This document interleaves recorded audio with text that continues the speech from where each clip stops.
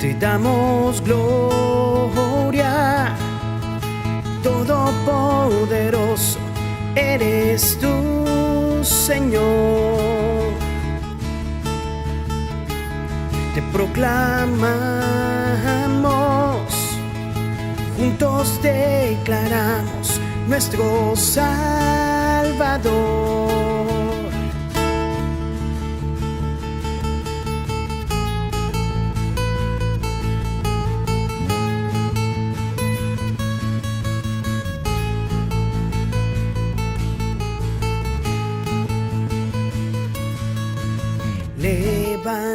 Levantamos nuestras voces, declaramos que no hay otro como tú.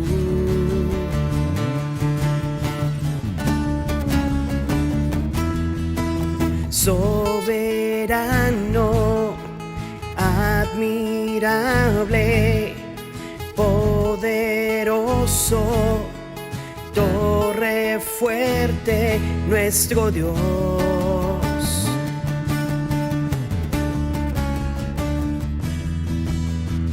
Tú eres el infinito y santo Dios. ¿Quién fue, quién es y quién vendrá? Te damos gloria, todopoderoso eres tú, Señor. Te proclamamos, juntos declaramos nuestro Salvador.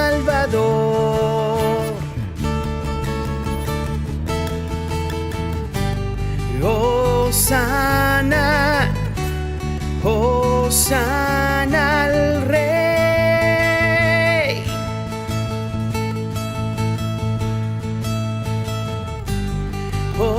Hosana, Hosana al Rey.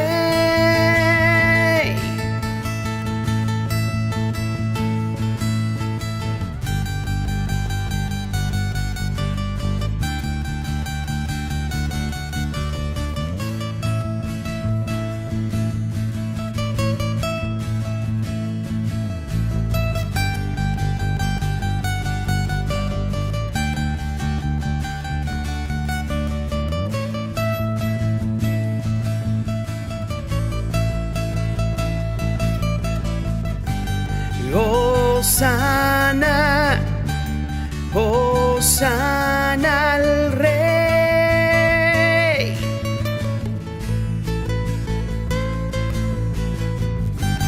Hosana, Hosana al Rey.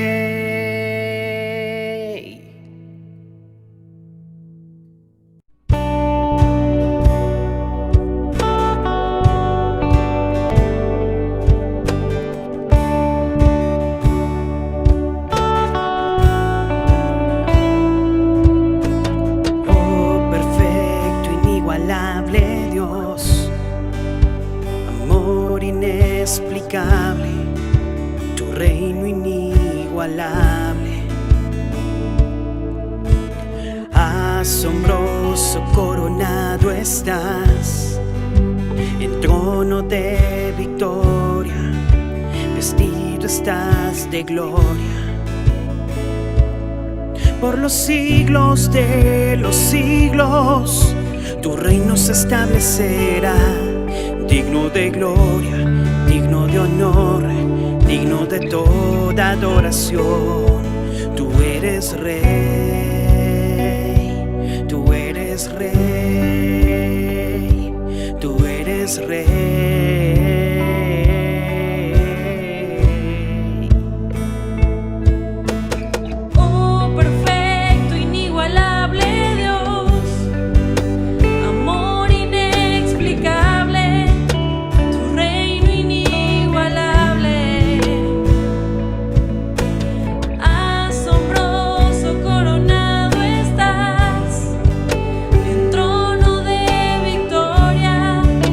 Vestido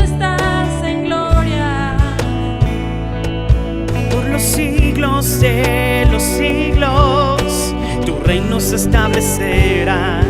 Digno de gloria, digno de honor, digno de toda adoración. Tú eres rey, tú eres rey, tú eres rey.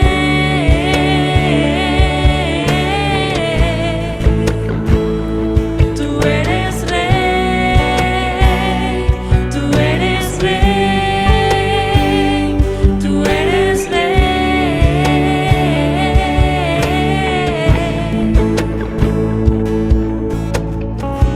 Hoy perfumamos tu trono, hoy perfumamos tu trono, hoy perfumamos tu trono. Recibe alabanza, hoy perfumamos tu trono, hoy perfumamos tu trono, hoy perfumamos tu trono. Recibe alabanza. Hoy perfumamos tu trono, hoy perfumamos tu trono, hoy perfumamos tu trono. Recibe alabanza.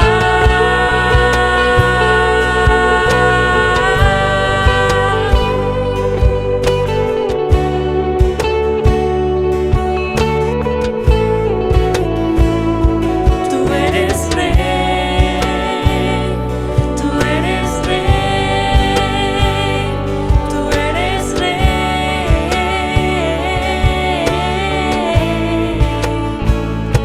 tú eres rey, tú eres rey,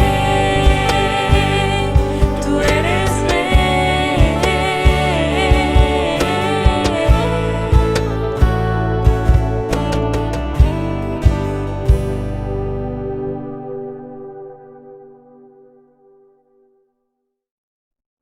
Vive en la plenitud de la buena noticia que es Cristo Jesús. ¿Y de qué trata esta buena noticia? Salvación de la muerte y vida eterna, libertad sobre la esclavitud del pecado, y ahora somos el templo de su Espíritu Santo. Somos la casa de Dios, somos su casa. Bienvenidos a nuestra casa con Dios. Soy el pastor Manu Pajarín, tu amigo, y en nombre de mi esposa, la pastora Luris, y de los pastores Ángel y María, le damos la bienvenida a esta prédica.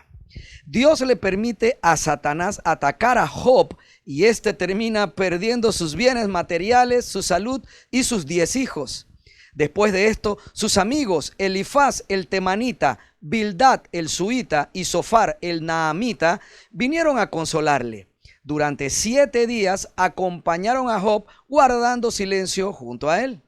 Al final de los 7 días silentes junto a Job, lamentablemente, estos amigos no fueron capaces de sobrellevar el misterio del sufrimiento de Job, así que sacan conclusiones apresuradas acerca de la fuente de su aflicción.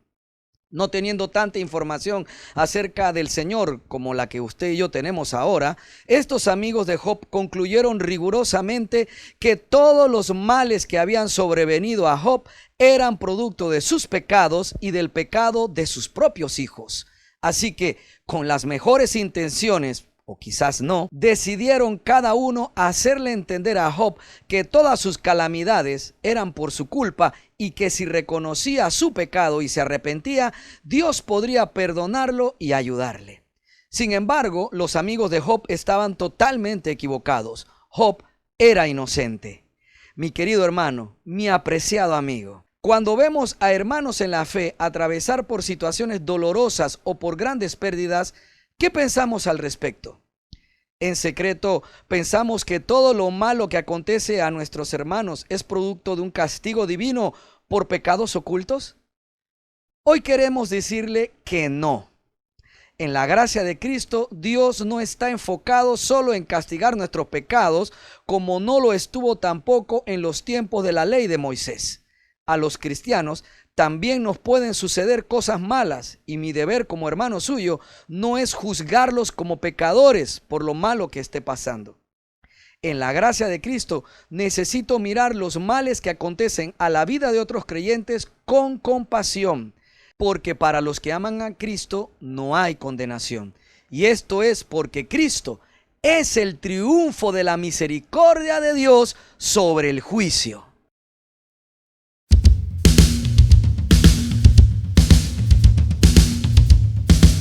Vive en la plenitud de la buena noticia.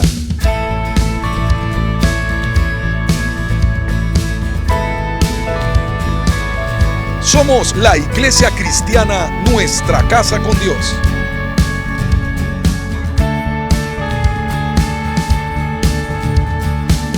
Compartimos el mensaje de la palabra de Dios en la voz del pastor Manuel Pajarín Vergara.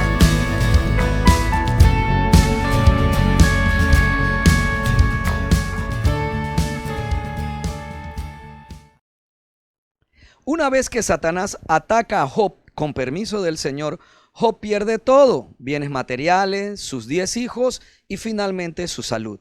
Desconsolado y en medio del dolor y amargura de su esposa, Job recibe la visita de sus amigos Elifaz, Bildad y Zofar, quienes durante 7 días acompañan a Job guardando silencio en señal de duelo. Después de tal silencio, Elifaz, el temanita, decide hablar primero y culpar directamente a Job de su sufrimiento y le dice: detente a pensar, ¿mueren los inocentes? ¿Cuándo han sido destruidos los justos? La experiencia me dice que los que siembran problemas y cultivan el mal, eso cosecharán. Bildad asume la misma posición y le dice: sin embargo, mira, Dios no rechazará a una persona íntegra, tampoco dará una mano a los malvados. De igual forma, Zofar repite prácticamente lo mismo al decirle a Job: abandona tus pecados y deja atrás toda iniquidad.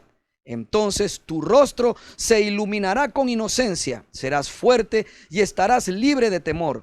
Tu vida será más radiante que el mediodía y aún la oscuridad brillará como la mañana. Y este es un breve resumen de los discursos larguísimos que le dieron estos amigos a Job en medio de su penuria. El razonamiento de los 3 amigos de Job es un silogismo que surge de la siguiente premisa: Dios solamente envía calamidades a las personas malvadas. Si usted ha sufrido una calamidad, entonces usted debe ser malvado. Esta es una teología de retribución divina que da por sentado que Dios bendice a aquellos que son fieles y castiga a quienes pecan. Esta afirmación no es completamente antibíblica. Hay muchos casos en los que Dios envió calamidades como castigo, como lo hizo, por ejemplo, con Sodoma y Gomorra. Pero, ¿es siempre esto así? ¿Está Dios preocupado solo de castigar el pecado en el mundo y dentro de su iglesia, el cuerpo de Cristo? Esto nos lleva a las siguientes conclusiones. Primero, no todo lo malo que le sucede a un cristiano es producto de pecados ocultos. Dice en el libro de Eclesiastés, en el capítulo 7, desde el verso 15, lo siguiente: he visto de todo en esta vida sin sentido, incluso jóvenes buenos que mueren y personas malvadas que tienen una vida larga. Así que no seas demasiado bueno ni demasiado sabio. ¿Para qué destruirte a ti mismo? Por otra parte, tampoco seas demasiado malo. No seas necio. ¿Para qué morir antes de tiempo? Presta atención a estas instrucciones, porque todo el que teme a Dios evitará caer en ambos extremos. Y vemos que la palabra es clara aquí al decir que el que teme a Dios y siga las instrucciones, que en este momento era el libro de Eclesiastés, pero podemos verlo desde la perspectiva de que las instrucciones está en toda la Biblia. Entonces, el que tema a Dios y siga estas instrucciones evitará caer en ambos extremos. ¿Cuáles son esos 2 extremos? El ser demasiado bueno y demasiado sabio, y el otro extremo, ser demasiado malo. Pastor, pero entonces yo puedo ser malo. Bueno, mi querido hermano, usted y yo nunca hemos sido realmente buenos. Y perdone que yo siempre insista con esto, pero me es importante que usted y yo estemos claros de que toda bondad y todo lo bueno que procede de nosotros es ahora por el Espíritu Santo. Pastor, entonces antes de Cristo yo nunca fui buena gente. Éramos una combinación de gente buena y de gente con cosas malas. De hecho, también en el libro de Eclesiastés dice que la conclusión del predicador, del escritor de Eclesiastés, fue que Dios había hecho al hombre para ser virtuoso, pero el hombre terminaba buscando un camino descendente, o sea que descendíamos hacia lo malo. a pesar de que Dios había hecho al hombre para ser virtuoso. Esta virtuosidad que proviene de Dios solo puede aflorar de nosotros, puede salir de nosotros cuando volvemos al diseño original de Dios, cuando volvemos a nacer por el Espíritu Santo, la nueva criatura que ahora somos usted y yo, que sí puede hacer la voluntad de Dios, entonces puede seguir la guía de Dios y dar los frutos para una convivencia en amor, en armonía, que va desde nuestro interior hacia los demás. Así es que, mi querido hermano, también aquí encontramos que no debo ser ni demasiado bueno ni demasiado sabio. Pastor, entonces no debo ser demasiado bueno. Bueno, quiero que sepa, mi querido hermano, que hay ocasiones en que uno no se debe meter en cosas que a uno no le conviene, buscando uno ser bueno, buscando uno ser recto. Hay veces que uno no debe meterse. ¿A usted no le ha pasado que haciendo una fila alguien se cola y de pronto usted viene y denuncia a la persona y se forma un problema en el cual usted queda como el malo? Bueno, mi querido hermano, a veces me han defendido algunas otras personas, pero hay ocasiones que yo he sentido aquí adentro en el corazón que el Espíritu Santo me dice: cállese, no se meta. Y he entendido, porque de pronto alguien se queja y se forma un problema y todo el mundo queda mal, y el Señor me libra de participar en algo que no valía la pena por tratar de ser correcto, por buscar ser demasiado bueno. ¿Me sigue? Así es que yo pienso que aquí vemos en este pasaje leído claramente que a las personas que buscan el bien y tratan de vivir en rectitud, también les suceden cosas malas, producto de su propia bondad y decencia. Nadie está exento de vivir cosas malas e injustas. Aún nosotros, la nueva criatura, los hijos de Dios, la novia de Cristo, su iglesia. Al respecto, el escritor del libro de Eclesiastés dice: y eso no es todo lo que carece de sentido en nuestro mundo. En esta vida, a las personas buenas se les puede tratar como si fueran malvadas y a las malvadas como si fueran buenas. Eso no tiene ningún sentido. Oiga, mi querido hermano, y yo veo que muchas veces algunos cristianos tratan con un respeto increíble a algunos políticos que son corruptos y tratan con cierto desdén a hermanos que son pobres económicamente. Pasa de todo. Mi deber, mi responsabilidad como parte del cuerpo de Cristo es amar, ¿ok? Es amar a los hermanos que hacen estas cosas, porque también yo debo tener otras faltas que ellos estarán de pronto soportando, de seguro estarán soportando. Así es que, mi querido hermano, si a la gente buena le puede pasar cosas malas, entonces vuelvo a decir, ¿por qué pensar que todo lo malo que le sucede a un hermano en Cristo es producto de sus pecados o maldades secretas o públicas? ¿Por qué la tendencia de muchos cristianos es condenar a otros? El asunto es que muchos cristianos consideran, o considero, me tengo que incluir, que Dios está siempre castigando a los creyentes o no creyentes por sus maldades o pecados ocultos. Lo cierto es que a los creyentes Dios sí los corrige de sus malos caminos.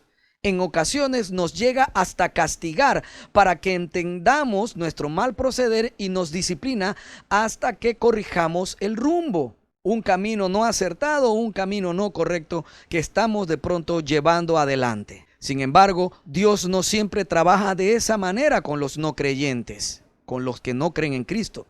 Ellos, las personas que no creen en Dios, no son sus hijos, no son hijos de Dios.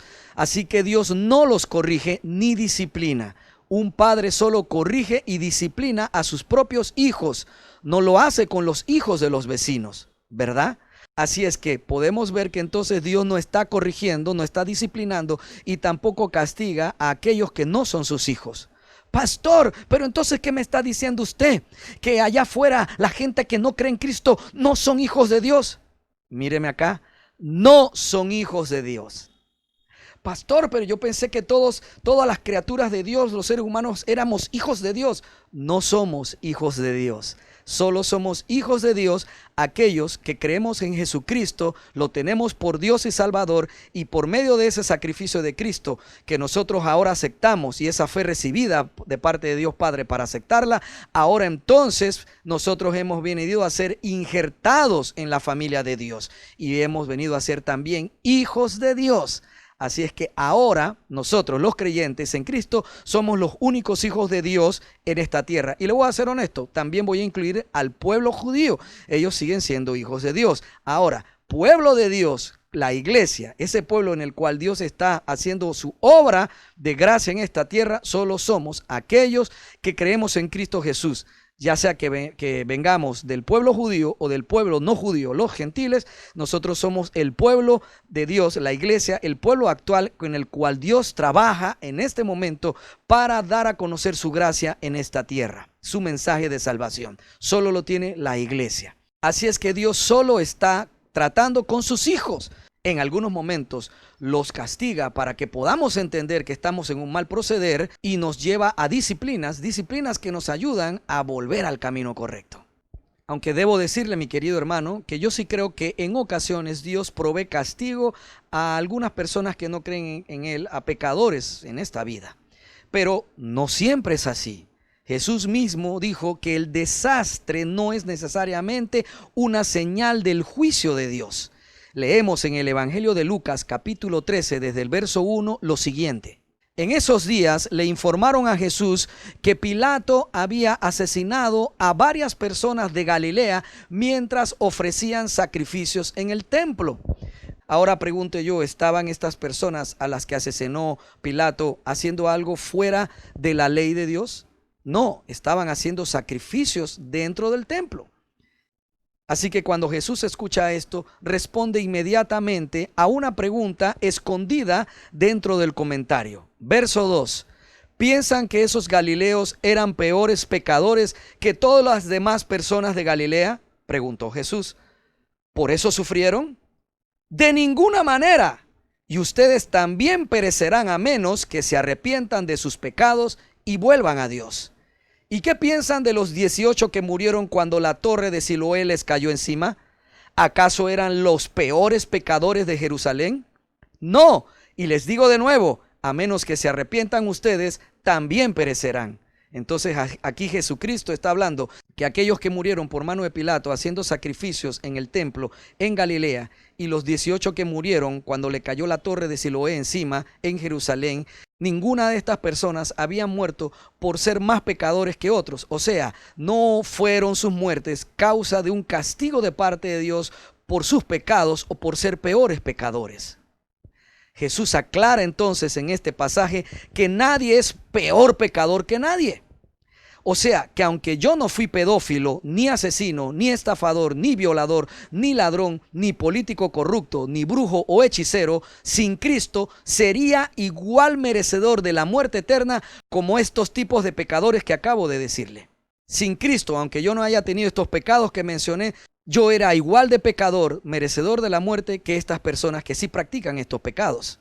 Cuando pensamos que Dios castiga a otros por sus pecados y no a nosotros, estamos íntimamente creyendo que nosotros no pecamos.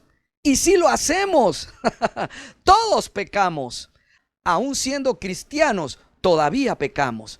Por lo tanto, mi querido hermano, no nos consideremos a nosotros mismos como mejores o más justos que los demás creyentes, ni mucho menos que eres o que soy más especial para Dios que otros creyentes. Eso no existe. No condenemos entonces a los demás creyentes que pueden estar viviendo ahora momentos muy malos. No sabemos en verdad por qué pasan por estas situaciones. Mejor tengamos compasión y oremos por ellos para que tengan la fortaleza necesaria para superar sus calamidades. No nos volvamos sus jueces. Mis queridos hermanos, esta verdad nos lleva entonces a la segunda conclusión. Vivamos sin condenar a otros. La corrección o el castigo le corresponde solo a Dios. Así que vivamos sin condenar a otros. Los 3 amigos de Job juzgaron a Job sin entender lo que pasaba. Por lo tanto, ninguno de nosotros debe juzgar a un incrédulo o a un creyente como culpable de las situaciones de calamidad que esté afrontando. O sea, por más creyente fiel que yo sea, no debo juzgar a otro de que las penurias y calamidades que vive son producto del castigo de Dios por sus maldades. Eso usted y yo no lo sabemos. Es mejor no juzgar entonces. No seamos como los amigos de Job. Muchísimas veces los incrédulos y los cristianos vivimos problemas que son causados por nuestras malas decisiones y en consecuencia malas acciones. Pero no podemos decir que todas las calamidades son un castigo de Dios por los pecados cometidos aquí en la tierra por dicha persona. Pastor, entonces, ¿Dios no castiga a los malvados y a pecadores aquí en esta tierra? Yo creo que sí lo hace, mi querido hermano. Pero no nos corresponde a nosotros, los creyentes, saber cuándo lo está haciendo o no.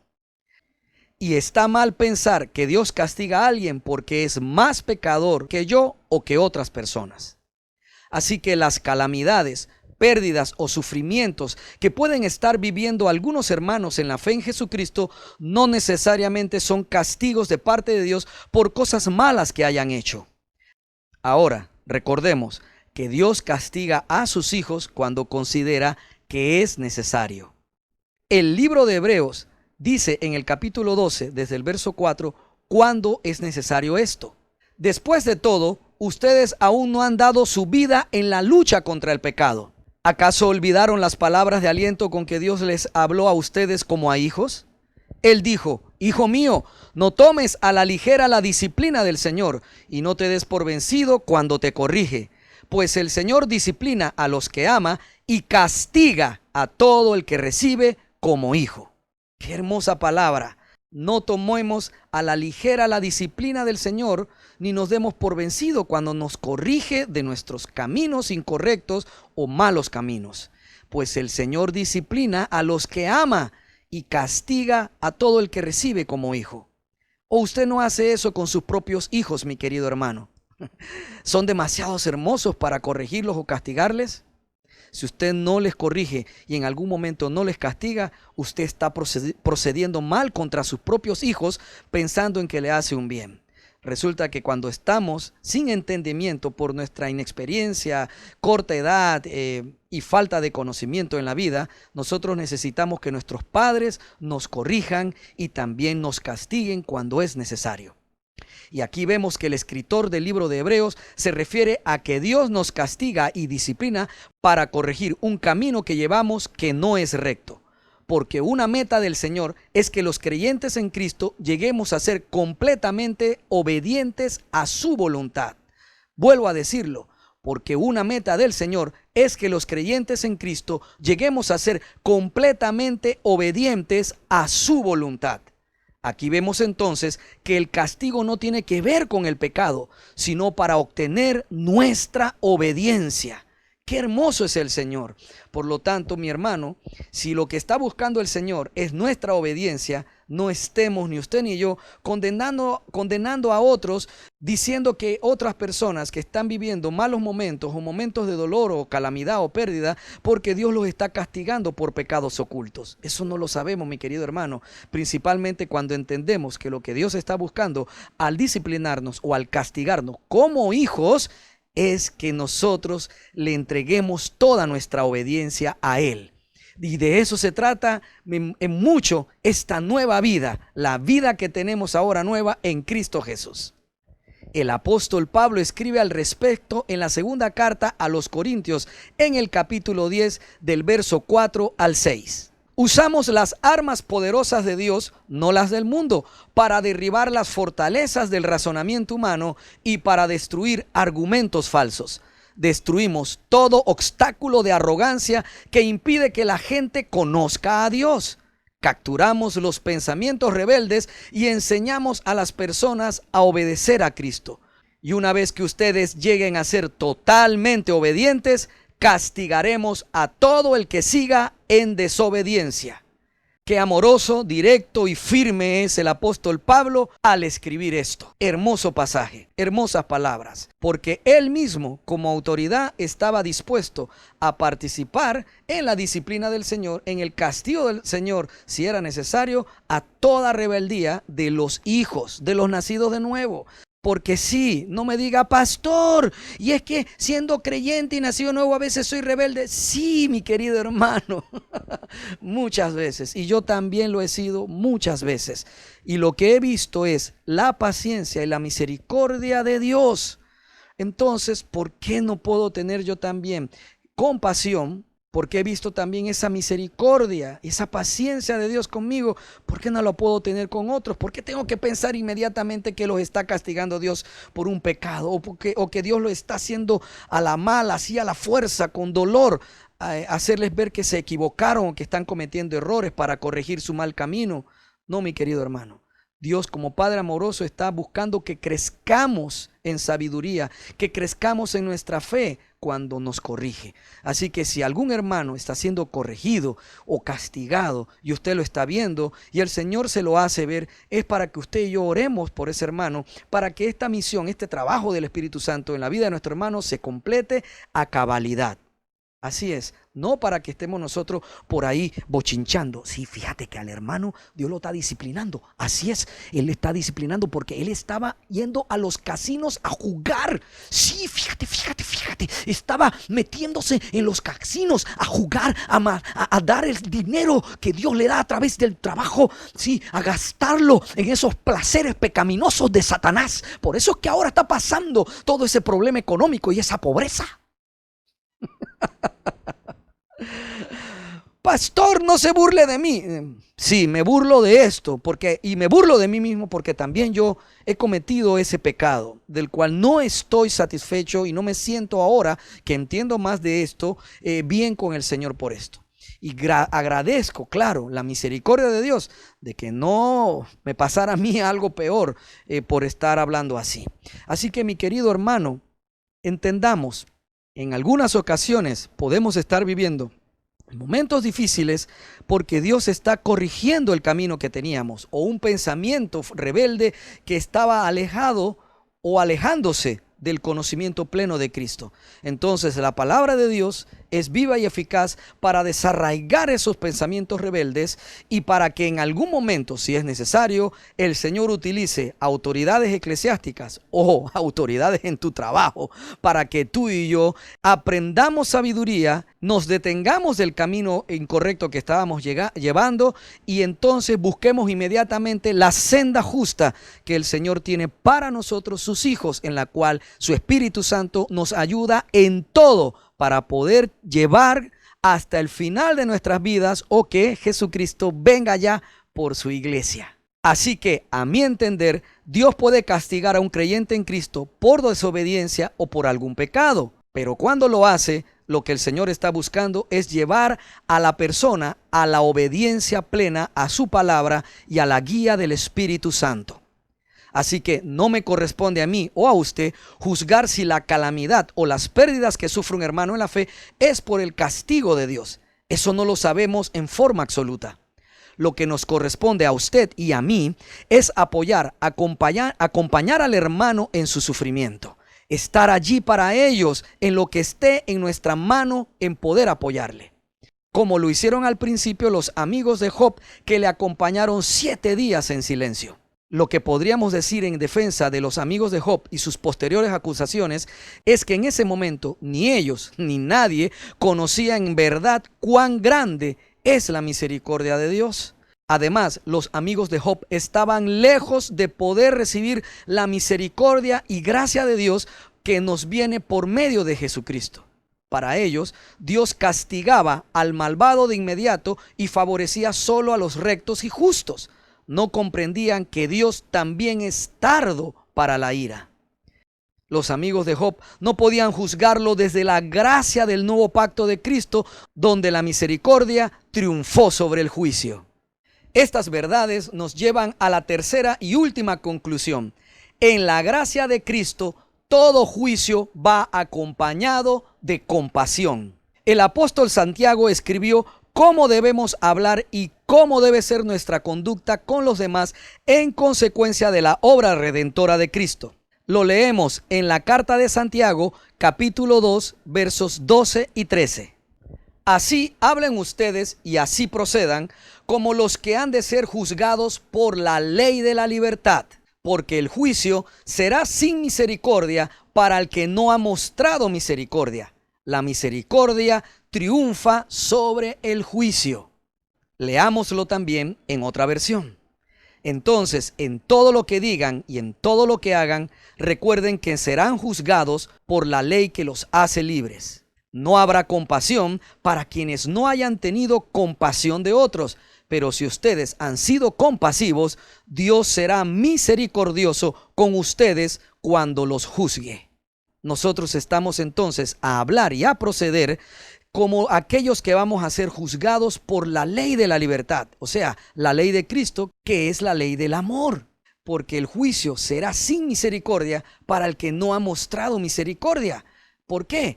Porque la misericordia del Dios Todopoderoso triunfó sobre el juicio.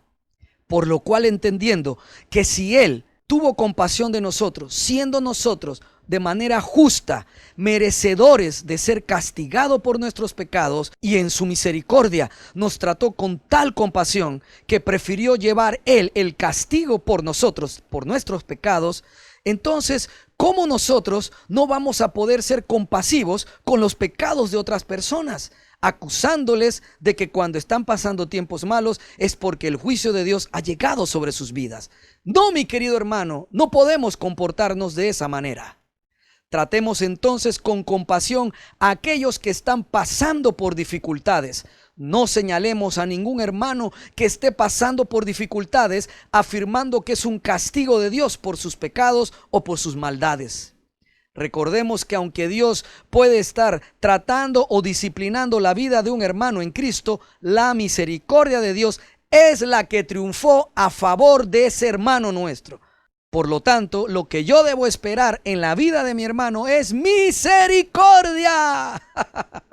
Eso es lo que usted y yo debemos esperar de parte de Dios para la vida de nuestros hermanos. No que Dios los castigue, sino misericordia. Que la misericordia que triunfó sobre el derecho que tenía Dios de castigarnos por nuestros pecados, triunfe también en la vida de nuestros hermanos, como nosotros esperamos que triunfe en la nuestra. Mi amado hermano, si en antaño, en algún momento, alguien antes de que tú conocieras a Cristo te ofendió y te hizo daño, mi querido hermano, no estés esperando el castigo para esa persona.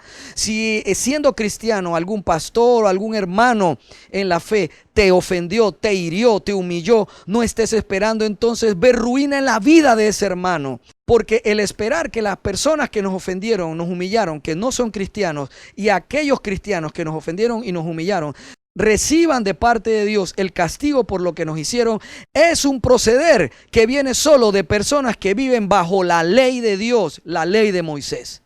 Pastor, pero si la ley de Dios es buena, ¿cómo puede ser que si yo estoy esperando que Dios le dé escarmiento, le dé castigo a los que me hicieron mal, estoy procediendo yo de mala manera? Esto significa que si usted o yo estamos esperando que Dios castigue, le dé retribución por la humillación que nos hicieron, o el daño o el dolor o la pérdida que nos infringió alguna persona no creyente, no cristiano, o algún hermano en la fe en Cristo, si usted y yo estamos esperando que Dios los castigue, estoy procediendo según la ley de Dios, la ley de Moisés, y es un mal proceder de mi parte. Entonces usted dirá, entonces que la ley es mala. No, la ley no es mala, pero en la ley sí se esperaba un castigo de parte de Dios para el malvado, para el que te había hecho daño. De hecho, la ley permitía el ojo por ojo, el mano por mano, pie por pie, diente por diente. Pero eso no es así en la gracia de Cristo. Mi querido hermano, si usted está esperando entonces que alguien sea castigado por lo que te hizo, entonces usted está procediendo en la ley, y usted y yo no vivimos en la ley.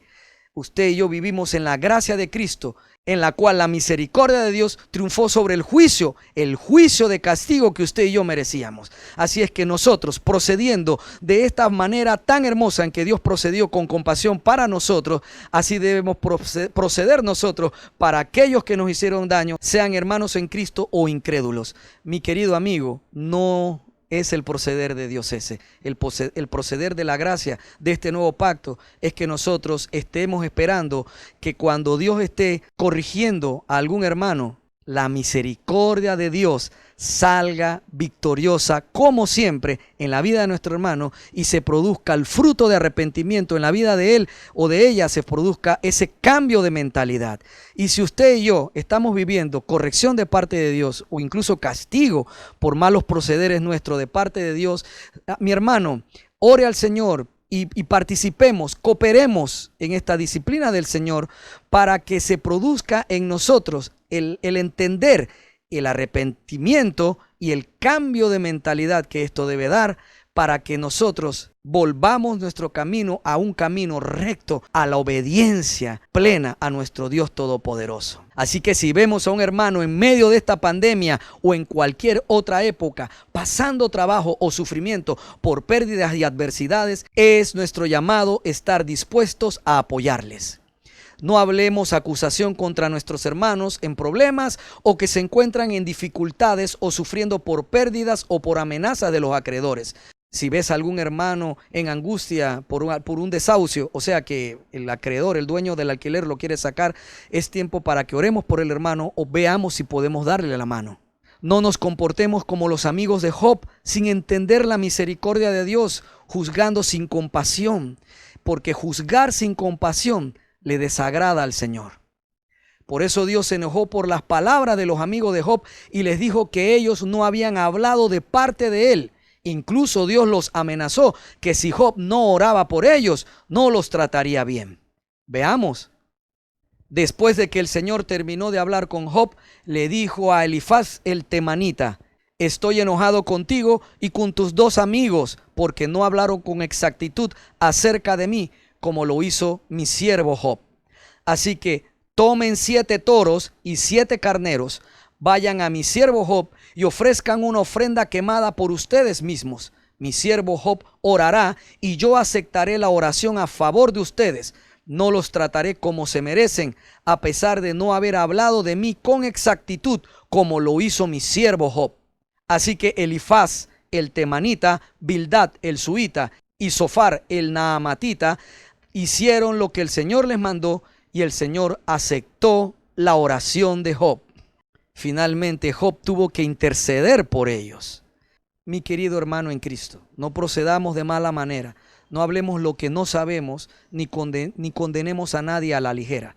No sea que más adelante esa persona termine poniendo las manos sobre nuestra cabeza para bendecirnos y orar por nosotros, para liberarnos de algo que entonces nos metimos por creernos mejor o tan firmes que no íbamos a caer, que no teníamos los problemas que tenía ese hermano, y terminemos nosotros quizás hasta en una situación peor que la del hermano a quien juzgamos. Repasemos nuestras 3 conclusiones. No todo lo malo que le sucede a un cristiano es producto de pecados ocultos. Vivamos sin condenar a otros. La corrección o el castigo le corresponde solo a Dios. En la gracia de Cristo, todo juicio va acompañado de compasión. Querido amigo, amado hermano en Cristo, nuestro poderoso Dios Jesucristo triunfó sobre el juicio que merecíamos nosotros para recibir castigo por nuestros pecados. La misericordia de Dios triunfó sobre ese juicio. Su compasión fue superior a lo que nosotros realmente merecíamos. Por eso, habiendo nosotros ahora recibido tan grande misericordia de parte de nuestro Dios Padre, debemos actuar de igual forma cuando hablemos, cuando procedamos ante la calamidad, el problema, el infortunio que esté viviendo otro hermano nuestro en la fe. Seamos como nuestro Señor Jesucristo, que no apagó el pábilo que humeaba ni quebró la caña cascada. El Cordero de Dios fue amoroso, fue recto, fue firme, pero fue amoroso. Su amor es lo que te mantiene a ti y a mí en pie. Actuemos entonces conforme a la compasión con la que hemos sido tratados. Oremos por nuestros hermanos en dificultades. Veamos si tenemos la capacidad económica para apoyarlos si es necesario. Y hagamos una reflexión personal, profunda, honesta, si nosotros no estaremos también procediendo mal de alguna forma, exponiéndonos más adelante a situaciones en las cuales Dios tenga que ser un poquito más fuerte o más rudo con nosotros para que podamos reaccionar y salir de un mal camino y enmendar ese mal proceder a través de la guía del Espíritu Santo que te habla a ti y a mí en nuestro corazón. Por favor, no seamos ligeros de lengua, seamos prudentes. Que el amor de Cristo en nosotros sea nuestra carta de presentación delante de toda persona, sea que conozca a Cristo o sea un hermano en la fe. Gracias, Señor Jesús, por esta palabra, Dios. Yo te pido, mi Dios Todopoderoso, que usted en este momento nos fortalezca en esta verdad, Señor. y tu prudencia, tu sabiduría esté en nosotros en todo momento, Padre. Principalmente cuando estemos a punto de proferir juicio, Señor, proferir palabras de condenación a personas que no te conocen o hermanos de la fe. Ayúdanos, amado Dios, para que en esta sabiduría que tú nos has dado por medio de tu Espíritu, podamos evaluarnos a nosotros mismos de manera correcta, viendo nuestras propias faltas y acercándonos inmediatamente a ti para que nos ayudes a ser corregida, porque sabemos ahora de que tú buscas corregirnos, Señor Jesús, para ayudarnos a volver a la obediencia plena de tu palabra, de tu voluntad, en la cual nos ayuda siempre por tu Espíritu Santo, Señor Jesús. Bendigo a mis hermanos en esto, Padre. Sé que tú nos apoyas, Señor Jesús, porque tú estás detrás del crecimiento de cada uno de nosotros a esa estatura del varón perfecto que es Cristo Jesús. Gracias, Señor. El Señor te ha bendecido y te ha guardado. Jehová ya ha hecho resplandecer sobre ti su rostro y tuvo de ti y de mí misericordia en el sacrificio supremo de Cristo en esa cruz. En la resurrección de Cristo de la muerte, el Señor alzó sobre ti y sobre mí su rostro y por medio de Cristo nos regaló, nos dio a ti y a mí su paz, para que tú y yo seamos llenos de todo el conocimiento de su voluntad en toda sabiduría e inteligencia espiritual, para que tú y yo andemos como es digno del Señor, agradándole en todo y llevando fruto en toda buena obra y creciendo cada día más en el conocimiento pleno de nuestro poderoso Dios y de nuestro amado Señor Jesucristo. Amén y amén. Gracias, mi querido hermano, por haber escuchado toda esta enseñanza. Muchas gracias. Esta es nuestra casa con Dios, tu casa. Y yo soy el pastor Manu Pajarín, tu amigo. Nos vemos en la siguiente prédica.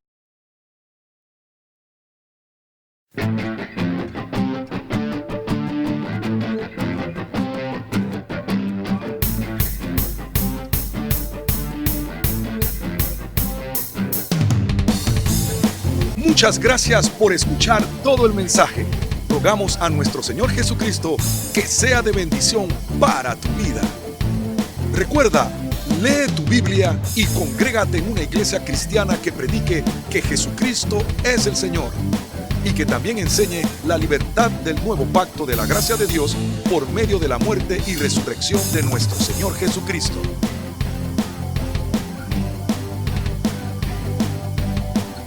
La iglesia cristiana Nuestra Casa con Dios está ubicada en Panamá Oeste, Arraiján, Vista Alegre, Vía Panamericana, en la Plaza Víctor, local número 12, frente a Cochés.